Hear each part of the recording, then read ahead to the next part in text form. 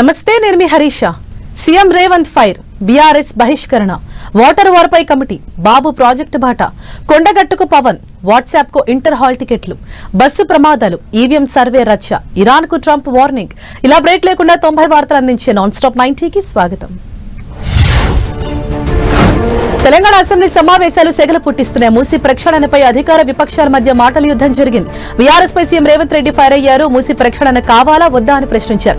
కొంతమంది కడుపు నిండా మూసీ కంటే ఎక్కువ విషయం ఉందని ఆరోపించారు. కాలి బూడిదయ్యేలా విషపు కళ్లతో చూస్తున్నారని విమర్శించారు. వారిని వనమూలికలు ఉన్న వికారాబాద్ అడవులకు పంపాలన్నారు. కాంట్రాక్టులు ఇవ్వటం కమిషన్లు తీసుకోవటం తమకు రాదని సీఎం రేవంత్ రెడ్డి అన్నారు. తాము 80,000 పుస్తకాలు చదవలేదని ఇప్పుడే మూసి ప్రక్షాళనకు ఎంత అవుతుందని చెప్పలేమన్నారు. డీపీఆర్ ఫైనల్ అయిన తర్వాత సభలో ప్రవేశపెట్టి అందరి సలహాలు తీసుకుంటామని తెలిపారు. కేంద్ర ప్రభుత్వంతో సయోధ్య కుదిరింది, కేసుల నుంచి తప్పించుకోవడం కోసం కాదని సెటైర్లు వేశారు. కాంగ్రెస్ కు మాజీ మంత్రి హరీష్ రావు కౌంటర్ ఇచ్చారు. మూసీ కంటే ముఖ్యమంత్రి మాటల కంపు ఎక్కువగా ఉందని విమర్శించారు. దీంతో హరీష్ రావు మైక్ ను స్పీకర్ కట్ చేశారు. సీఎం ను తిడతానంటే మైక్ ఇవ్వబోనని స్పష్టం చేశారు. దీంతో సీఎం రేవంత్ రెడ్డి అడ్డగోలుగా మాట్లాడితే ఎందుకు ఆపలేరని హరీష్ రావు ప్రశ్నించడంతో గందరగోళం ఏర్పడింది. మూసీ సుందరీకరణ ఖర్చుపై శ్వేతపత్రం విడుదల చేయాలని మాజీ మంత్రి హరీష్ రావు డిమాండ్ చేశారు. ఈ ప్రాజెక్టుపై ఎంత ఖర్చు చేస్తున్నారో ముందు చెప్పాలన్నారు. నిర్వాసితులకు 2013 భూసేకరణ చట్టం ప్రకారం పరిహారం ఇచ్చారా అని ప్రశ్నించారు. పేదల ఇళ్లు కూల్చితే బుల్డోజర్లకు అడ్డంగా నిలబడతామని, వారికి అన్యాయం జరగనివ్వబోమని స్పష్టం చేశారు. సీఎం రేవంత్ రెడ్డిపై మాజీ మంత్రి కేటీఆర్ ఫైర్ అయ్యారు. కడుపులో కొండంత విషం పెట్టుకున్న వ్యక్తి రేవంతేనని తెలిపారు. అక్రమ సంపాదనకు అడ్డొస్తున్నామని బీఆర్ఎస్ పై సీఎం విషం కక్కుతున్నారని ఆరోపించారు. మూసీ ప్రక్షాళన చేయాలన్న విజన్ రేవంత్ కు లేదన్నారు. డీపీఆర్ సిద్ధం కాకముందే 1,00,000 కోట్లు వ్యయం అంటూ ఎలా చెప్పారని, పేదల ఇళ్లు ఎందుకు కూల్చారో సమాధానం చెప్పాలని ప్రశ్నించారు. సీఎం రేవంత్ రెడ్డి వ్యాఖ్యలు మాజీ మంత్రి తలసాని శ్రీనివాస్ యాదవ్ తప్పుపట్టారు. ముఖ్యమంత్రికి అంత ఆగ్రహం ఎందుకని ప్రశ్నించారు. ఆయనే కడుపులో విషం పెట్టుకున్నట్లు కనిపిస్తోందని మండిపడ్డారు. మూసీ పరివాహక ప్రాంతాల్లో ప్రజలకు అన్యాయం జరిగితే ఊరుకోబోమని హెచ్చరించారు. బీఆర్ఎస్ నేతలకు మంత్రి శ్రీధర్ బాబు కౌంటర్ ఇచ్చారు. సభలో ఎవరి పేరు ప్రస్తావించకపోయినా బీఆర్ఎస్ నాయకులకు ఎందుకు కోపం వస్తుందో అర్థం కావట్లేదన్నారు. మూసీ ప్రక్షాళన అడ్డుకునే వారికి మాత్రమే కోపం వస్తుందన్న శ్రీధర్ బాబు పేరును ప్రస్తావించినప్పుడు ఎందుకు స్పందిస్తున్నారని ప్రశ్నించారు. మూసీ విషయంలో సభ్యుల సూచనలు స్వీకరిస్తామని సీఎం రేవంత్ రెడ్డి చెప్పారు. హరీష్ రావు వ్యాఖ్యలపై ప్రభుత్వం ఆది శ్రీనివాస్ మండిపడ్డారు. కాంగ్రెస్ ప్రభుత్వం అంటే కళ్లలో నిప్పులు పోసుకుంటున్నారని మండిపడ్డారు. ప్రభుత్వంపై విషం కక్కుతున్నారని విమర్శించారు. సీఎంపై విమర్శలు చేయడం మానుకోవాలని సూచించారు. హరీష్ చేసిన వ్యాఖ్యలను రికార్డుల నుంచి తొలగించాలని కోరారు. శాసనసభ సమావేశాలు బహిష్కరిస్తున్నట్లు బీఆర్ఎస్ ప్రకటించింది. స్పీకర్ కట్ చేయడంపై వాకౌట్ చేసిన బీఆర్ఎస్ ఎమ్మెల్యేలు సీఎం మాట్లాడిన తర్వాత సభలో మాట్లాడేందుకు, నిరసన తెలిపేందుకు అవకాశం ఇవ్వడం లేదని ఆరోపించారు. ప్రభుత్వం పెట్టే బిల్లులపై చర్చకు దూరంగా ఉండాలని నిర్ణయించారు. ఎమ్మెల్యేల ప్రవేశ ద్వారం దగ్గర ఆందోళన చేశారు. స్పీకర్ పక్షపాతంతో వ్యవహరిస్తున్నారంటూ నినాదాలు చేశారు.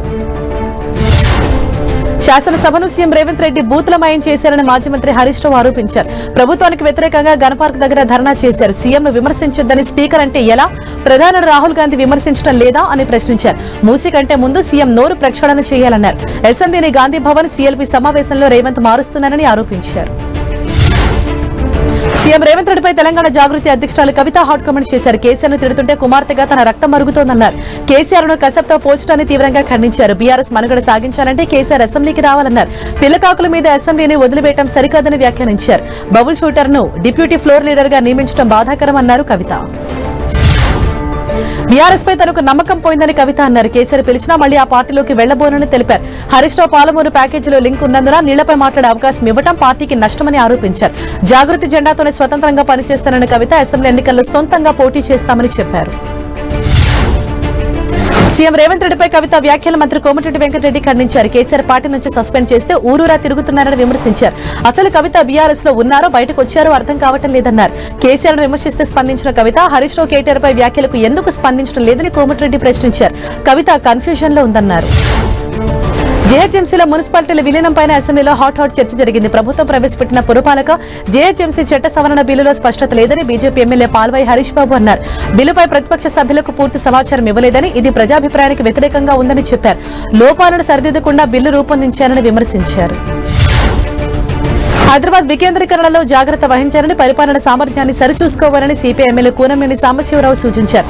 ప్రపంచ మహానగరంగా మారాలని, గొప్పలకు పోతే తిప్పలు తప్పవన్నారు. మౌలిక సమస్యలు ఎలా పరిష్కరించాలనే దానిపై ఆలోచన చేయాలని చెప్పారు. దీనిపై పూర్తి స్థాయిలో అధ్యయనం చేయాల్సిన అవసరం ఉందని అభిప్రాయపడ్డారు. ప్రజలకు మెరుగైన సేవలు అందించేందుకు జీహెచ్ఎంసీలో మున్సిపాలిటీలను విలీనం చేశామని మంత్రి శ్రీధర్ బాబు తెలిపారు. హైదరాబాద్ ను మళ్లీ ఎన్ని కార్పొరేషన్లుగా విభజిస్తామో ఇంకా నిర్ణయించలేదన్నారు. అందరి అభిప్రాయాలు తీసుకుని ముందుకెళ్తామని తెలిపారు. జీహెచ్ఎంసీలో వార్డుల సమస్య ఉంటే పరిష్కరిస్తామని చెప్పారు మంత్రి శ్రీధర్ బాబు. గృహజ్యోతి పథకం ద్వారా 52,82,000 మందికి లబ్ధి చేకూరుతోందని తెలంగాణ డిప్యూటీ సీఎం భట్టి విక్రమార్క తెలిపారు. విద్యుత్ సంస్థలకు 3,593 కోట్లు ప్రభుత్వం చెల్లించిందన్నారు. ఈ పథకం ద్వారా పేద ప్రజలకు మేలు జరుగుతోందని చెప్పారు. ఎస్పీడీసీఎల్లో 25, ఎన్పీడీసీఎల్లో 27 లక్షల మందికి పైగా లబ్ధిదారులున్నారని తెలిపారు. తెలంగాణ అసెంబ్లీ పలు కీలక బిల్లులకు ఆమోదం తెలిపింది. 5 బిల్లులకు ఆమోద ముద్ర వేసింది. పురపాలక జీహెచ్ఎంసీ చట్ట సవరణ బిల్లుతో పాటు మోటార్ వాహనాల చట్ట సవరణ బిల్లును మంత్రి శ్రీధర్ బాబు ప్రవేశపెట్టారు. తెలంగాణ ప్రైవేట్ వర్సిటీల చట్ట సవరణ బిల్లును మంత్రి దామోదర్ రాజనరసింహ సభ ముందుకు తీసుకొచ్చారు. వీటిపై ఎలాంటి చర్చ లేకుండానే స్పీకర్ ఆమోదించారు. సీఎం రేవంత్ రెడ్డి మరోసారి జిల్లాల పర్యటనకు సిద్దమయ్యారు. వచ్చే నెల 3 నుంచి జిల్లాల బాట పట్టనున్నారు. ఫిబ్రవరి 3న జడ్చర్లలో సీఎం బహిరంగ సభ నిర్వహించనున్నారు. రాష్ట్రంలోని అన్ని ఉమ్మడి జిల్లాలో పర్యటించనున్న సీఎం రేవంత్ రెడ్డి మున్సిపల్ ఎన్నికలు సమీపిస్తుండటంతో ఈ నిర్ణయం తీసుకున్నట్లు తెలుస్తోంది. మరోవైపు ఈ నెలలోనే మున్సిపల్ ఎన్నికల షెడ్యూల్ విడుదలయ్యే అవకాశం ఉంది.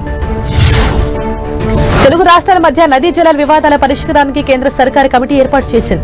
కేంద్ర జల సంఘం చైర్మన్ నేతృత్వంలో కమిటీ వేసింది. ఇందులో సభ్యులుగా కృష్ణా గోదావరి బోర్డుల చైర్మన్లతో పాటు 2 రాష్ట్రాల జలవనరుల శాఖ అధికారులు, ఎన్డబ్ల్యూడీఏ, సిడబ్ల్యూ చీఫ్ ఇంజనీర్లు ఉండనున్నారు. 2 రాష్ట్రాల మధ్య నీటి వివాదాలపై సమగ్ర రిపోర్టును ఈ స్పెషల్ కమిటీ తయారు చేయనుంది. కాంగ్రెస్ బీఆర్ఎస్ పై కేంద్ర మంత్రి బండి సంజయ్ ఫైర్ అయ్యారు. వారి తప్పులను కప్పిపుచ్చుకోవడానికి కేంద్రంపై బురద జల్లుతున్నారని మండిపడ్డారు. జాతీయ అబద్దాల పోటీలు నిర్వహిస్తే ఆ 2 పార్టీలకు అవార్డులు ఖాయమని ఎద్దేవా చేశారు. తెలంగాణకు కాంగ్రెస్ బీఆర్ఎస్ వల్లే అన్యాయం జరిగిందన్న బండి సంజయ్ వెంటనే ప్రజలకు క్షమాపణ చెప్పాలన్నారు. దుబాక్ ఎమ్మెల్యే కొత్త ప్రభాకర్ రెడ్డిపై మాదాపూర్ పోలీస్ స్టేషన్లో కేసు నమోదైంది. దుర్గం చెరువులో 5 ఎకరాల భూమిని ఆక్రమించారని కొత్త ప్రభాకర్ రెడ్డితో పాటు ఆయన సోదరుడు వెంకటరెడ్డిపై హైడ్రా అధికారులు ఫిర్యాదు చేశారు. చెరువు ప్రాంతాన్ని మట్టి రాళ్లతో నింపి కబ్జా చేశారని ఆరోపించారు. స్థలాన్ని పార్కింగ్ కోసం లీజుకిచ్చి డబ్బులు వసూలు చేస్తున్నట్లు హైడ్రా గుర్తించింది. అటు కబ్జా ఆరోపణలపై దుబ్బాక ఎమ్మెల్యే కొత్త ప్రభాకర్ రెడ్డి స్పందించారు. రాజకీయ కక్షతో కేసులు పెట్టారని చిట్చాట్లో తెలిపారు. హైకోర్టులో యాక్షన్ పెడితే 2 ఎకరాలు కొనుగోలు చేశానన్నారు. తాను ప్రభుత్వ భూమిని కబ్జా చేసినట్లు నిరూపిస్తే దేనికైనా సిద్దమని సవాల్ విసిరారు. బేషరతుగా కేసు విత్డ్రా చేయకపోతే ఎఫ్టీఎల్లో కాంగ్రెస్ నేతలు కట్టిన ఇళ్ల ముందు ధర్నా చేస్తానన్నారు. యూట్యూబర్ అన్వేష్ పై పంజాగుట్ట పోలీసులు దర్యాప్తు ముమ్మరం చేశారు. అన్వేష్ యూజర్ ఐడి వివరాలు కావాలని ఇన్స్టాగ్రామ్ నిర్వాహకులకు లేఖ రాశారు. ఇన్స్టాగ్రామ్ నుంచి రిప్లై కోసం వేచి చూస్తున్నారు. హిందూ దేవతలు తెలుగు ప్రవచనకర్తపై అనుచిత కామెంట్స్ చేశాడంటూ యూట్యూబర్ అన్వేష్ పై దుమ్మెత్తి పోస్తున్న నెటిజన్లు అన్ఫాలో చేస్తున్నారు. తెలంగాణ ఇంటర్ బోర్డు కీలక నిర్ణయం తీసుకుంది. ఇంటర్ పరీక్షల హాల్ టికెట్లను విద్యార్థుల పేరెంట్స్ కు వాట్సాప్ కి పంపనున్నట్లు అధికారులు తెలిపారు. ఫిబ్రవరి 25 నుంచి పరీక్షలు ప్రారంభం కానున్న నేపథ్యంలో 45 రోజుల నుంచి 2 నెలల ముందే తల్లిదండ్రుల వాట్సాప్ కు హాల్ టికెట్లను పంపనున్నారు. తద్వారా తప్పప్పులను ముందే గుర్తించే అవకాశం ఉంటుందని తెలిపారు. సీఎం చంద్రబాబు ఈ నెలలో సాగునీటి ప్రాజెక్టుల బాట పట్టబోతున్నారు. పోలవరం, వెలుగొండ ప్రాజెక్టులతో పాటు ఉత్తరాంధ్ర ప్రాజెక్టులను క్షేత్రస్థాయిలో పరిశీలించనున్నారు. గడువులోగా ప్రాజెక్టుల నిర్మాణం పూర్తి చేయడంపై సమీక్షించనున్నారు. జనవరి తొలి వారంలోనే పోలవరం ప్రాజెక్టును సీఎం చంద్రబాబు సందర్శిస్తారని తెలుస్తోంది. 2027 డిసెంబర్ నాటికి పోలవరం ప్రాజెక్టును పూర్తి చేయాలని సర్కార్ లక్ష్యంగా పెట్టుకుంది. AP deputy CM Pawan Kalyan ప్రముఖ పుణ్యక్షేత్రం కొండగట్టుకు శనివారం వెళ్లనున్నారు.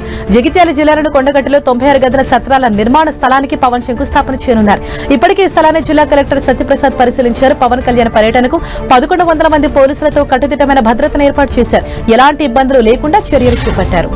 రెవెన్యూ సమస్యల పరిష్కారమే లక్ష్యంగా ప్రభుత్వం పనిచేస్తోందని మంత్రి అచ్చెన్నాయుడు తెలిపారు. శ్రీకాకుళం జిల్లా కోటబొమ్మాళి మండలం అక్కయ్య వలసలో పాస్ పుస్తకాలు పంపిణీ చేశారు. ఇందులో ఏవైనా లోటుపాట్లు ఉంటే వెంటనే సవరిస్తామని తెలిపారు. గత వైసీపీ పాలనలో రెవెన్యూ వ్యవస్థ పూర్తిగా భ్రష్టు పట్టిందని అచ్చెన్నాయుడు ఆరోపించారు. రీసర్వే తప్పుల తడకగా ఉందన్నారు. మచిలీపట్నం పోర్టుపై మంత్రి కొల్లు రవీంద్ర కీలక ప్రకటన చేశారు. పోర్టును సంవత్సరంలో పూర్తి చేస్తామని తెలిపారు. పోర్టు కనెక్టివిటీ కోసం రోడ్ల నిర్మాణం చేయాల్సి ఉందన్నారు. దీనిపై ఎంపీ బాలశౌరితో కలిసి సమీక్షించిన మంత్రి 400 కోట్లతో కనెక్టివిటీ రోడ్డు నిర్మిస్తామన్నారు. మచిలీపట్నం విజయవాడ జాతీయ రహదారిని 6 లైన్లుగా విస్తరించాలని తమ ప్రభుత్వం భావిస్తోందని చెప్పారు. అమరావతిలో మరో 1.5 కిలోమీటర్ల సీడ్ యాక్సెస్ రోడ్ అందుబాటులోకి వచ్చింది. దీంతో విజయవాడ నుంచి అమరావతికి వెళ్లేందుకు కరకట్టపై దూరం తగ్గింది. మరోవైపు గుంటూరు ఛానల్ పై నిర్మిస్తున్న స్టీల్ బ్రిడ్జ్ పనులను మంత్రి నారాయణ పరిశీలించారు. నెలాఖరుకు పనులు పూర్తి చేయాలని ఆదేశించారు. త్వరలోనే బ్రిడ్జ్ అందుబాటులోకి తీసుకురావాలన్నారు. కాంగ్రెస్ అగ్రనేతలు సోనియా, రాహుల్ గాంధీ, మల్లికార్జున ఖర్గే ఏపీలో పర్యటించనున్నారు. ఫిబ్రవరి 2న సింగనమల నియోజకవర్గం బండ్లపల్లికి వెళ్లనున్నారు. ఉపాధి హామీ పథకంలో గాంధీ పేరు తొలగింపుపై నిర్వహిస్తున్న కార్యక్రమంలో పాల్గొననున్నారు.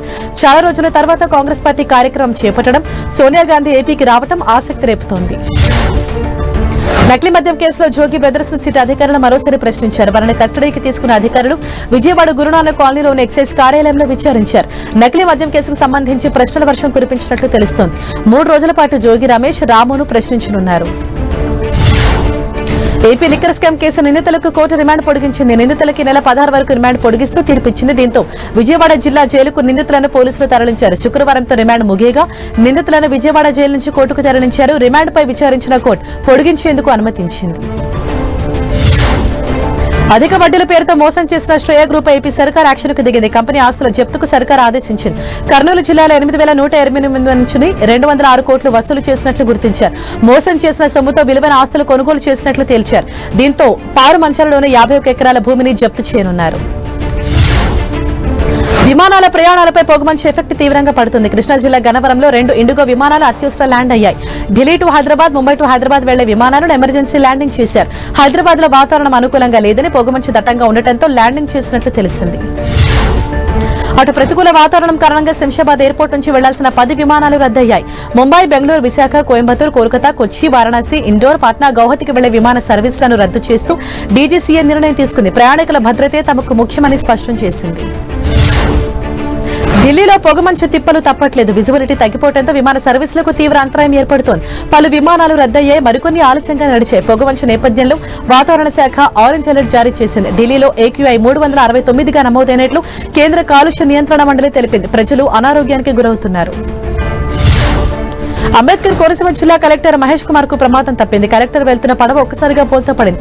ఆత్రేయపురం మండలం పులిదిండి దగ్గర డ్రాగన్ పడవ పోటీల ట్రయల్ రన్ నిర్వహించారు. ఇందులో కలెక్టర్ బోటుపై ప్రయాణిస్తుండగా అదుపు తప్పి బోల్తా పడింది. దీంతో జిల్లా కలెక్టర్ మహేష్ కుమార్ నీటిలో పడిపోయారు. లైఫ్ జాకెట్ వేసుకోవడంతో సురక్షితంగా బయటపడ్డారు. కరీంనగర్ జిల్లా మానకొండూరు మండలంలోని జగేపల్లి శివారులో వాటర్ పైప్ లైన్ పగిలింది. రామగుండం నుంచి హైదరాబాద్ వెళ్లే మెయిన్ మోటార్ లైన్ పగిలిపోవడంతో భారీగా నీరు వృధాగా పోయింది. ఉవ్వెత్తున ఎగిసిపడింది. పక్కనే ఉన్న వ్యవసాయ పొలాల్లోకి నీరు వరదలా వచ్చి పడింది. సమాచారం అందుకున్న అధికారులు మరమ్మతులు చేపట్టారు. హైవే ఫలితాలపై కర్ణాటక బీజేపీ రియాక్ట్ అయింది. కాంగ్రెస్ పై బీజేపీ ప్రతిపక్ష నేత అశోక్ విమర్శలు గుప్పించారు.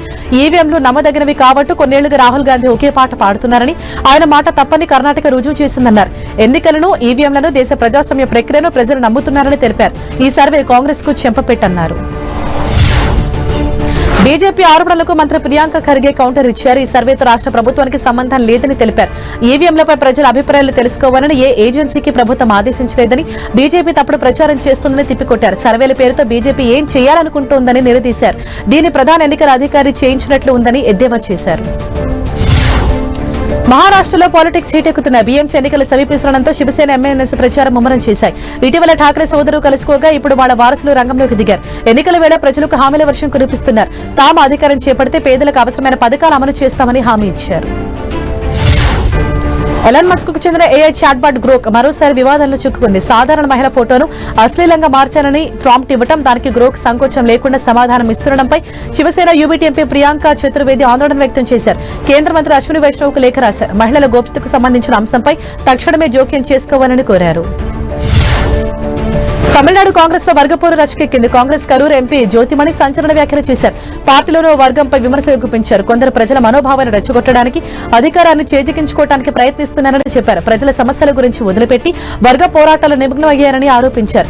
స్వార్థ ప్రయోజనాల కోసం వినాశకర మార్గంలో పయనిస్తున్నారని విమర్శించారు. కేంద్ర విదేశాంగ మంత్రి జయశంకర్ వర్క్ లైఫ్ బ్యాలెన్స్ పై ఇంట్రెస్టింగ్ కామెంట్స్ చేశారు. ఐఐటీ మద్రాస్ విద్యార్థులతో ముచ్చటించిన జయశంకర్ అందరిలా తనకు వారాంతపు సెలవులు దొరకవని తెలిపారు. సోమవారం నుంచి శుక్రవారం వరకు షెడ్యూల్ వేసుకుని దాని ప్రకారమే తాను పనిచేయడం కుదరదన్నారు. ఇదంతా తమ ఇంట్లో అందరికీ నచ్చారని లేదని తన భార్య వివేదించవచ్చన్నారు. ఇవాళ తులం బంగారం రేటు 400 రూపాయలు పెరిగింది. దీంతో హైదరాబాద్ లో ప్యూర్ గోల్డ్ 10 గ్రాముల ధర 1,37,900 రూపాయలుగా ఉంది. మరోవైపు శుక్రవారం ఉదయం భారీగా పెరిగిన సిల్వర్ రేటు రాత్రి సమయంలో దాదాపు 3,000 రూపాయలు తగ్గింది. గిగ్ వర్కర్లకు కేంద్రం గుడ్ న్యూస్ చెప్పింది. సామాజిక భద్రత కల్పనకు సంబంధించి ముసాయిదా నిబంధనలు విడుదల చేసింది. ఈ ప్రయోజనాలు పొందాలంటే ఒక ఆర్థిక సంవత్సరంలో గిగ్ వర్కర్లు ఒక అగ్రిగేటర్ వద్ద కనీసం 90 రోజులు, ఒకటి కంటే ఎక్కువ అగ్రిగేటర్ల దగ్గర 120 రోజులు పనిచేయాల్సి ఉంటుంది. అటు గిగ్ వర్కర్ ఇటీవల చేపట్టిన సమ్మెతో క్విక్ డెలివరీల అంశం మరోసారి చర్చనీయాంశమైంది. 10 మినిట్స్ డెలివరీపై జొమాటో సీఈఓ దీపేందర్ గోయల్ స్పందించారు. ఇది సురక్షితమేనని, డెలివరీ పార్ట్నర్ భద్రతతో తాము రాజీ పడట్లేదని వెల్లడించారు. ఇళ్ల చుట్టుపక్కల దుకాణాలు పెరగడంతోనే తాము ఈ విధానాన్ని అందుబాటులోకి తీసుకొచ్చామని చెప్పారు. ఆన్ డివైస్ ఏఐతో డేటా సెంటర్లకు ముప్పేనని పర్ఫ్లెక్సిటీ సీఈఓ అరవింద్ శ్రీనివాస్ తెలిపారు. భవిష్యత్తులో ఏ ప్రోగ్రాంలని డివైజ్లకే పరిమితం కానున్నట్లు అంచనా వేశారు. ప్రస్తుతం AI చాట్బాట్లు భారీగా డేటా సెంటర్లపై ఆధారపడుతున్నాయి. కేంద్ర మంత్రి జయశంకర్ హాట్ కామెంట్ చేశారు. ఉగ్రవాదం నుంచి తన ప్రజలను రక్షించుకునే హక్కు భారత్కు ఉందని తెలిపారు. పాకిస్తాన్ ఉగ్రవాదాన్ని ఎగదోసే కయ్యాలమారి పొరుగు దేశమని వ్యాఖ్యానించారు. వారు ఉద్దేశపూర్వకంగా ఉగ్రవాదాన్ని ఎగదోస్తుంటే దాని నుంచి ప్రజలను రక్షించుకునే హక్కు ఉందన్నారు. దాన్ని వినియోగించుకుంటామని స్పష్టం చేశారు. అది ఎలా వాడతామనేది మన నిర్ణయంపై ఆధారపడి ఉంటుందన్నారు. ఉత్తర కొరియా అధినేత కిమ్ జోంగ్ ఉన్ కుమార్తె మరోసారి వార్తలు నిలిచారు. కిమ్ జూ ఏ మళ్లీ బహిరంగంగా కనిపించింది. పేరెంట్స్ తో కలిసి దేశ మాజీ నేతల స్మారకం ప్రదేశం కుమ్ సుసన్ స్మారకాన్ని ఆమె సందర్శించింది. భవిష్యత్తులో అధికార పగ్గాలు ఆమెకి అందించనున్నట్లు సంకేతాలను పంపుతున్నారని చర్చ జరుగుతోంది.